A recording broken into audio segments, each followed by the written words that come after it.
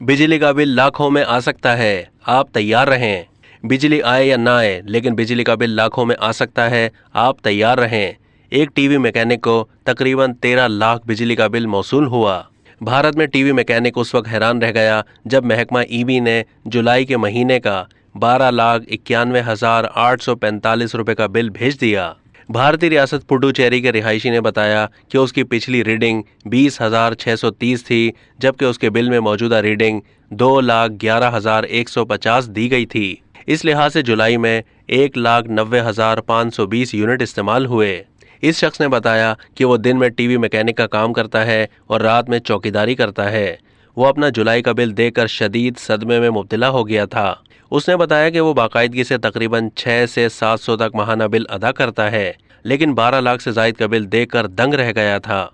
अब तक वो 3 बार ईबी ऑफिस के चक्कर लगा चुका है, लेकिन वो बाद में आने का कहकर टाल देते हैं। उसने बताया कि उसकी रीडिंग मशीन में सिर्फ 5 हिंसे हैं, न जाने छठा हिंसा कैसे लिखा है।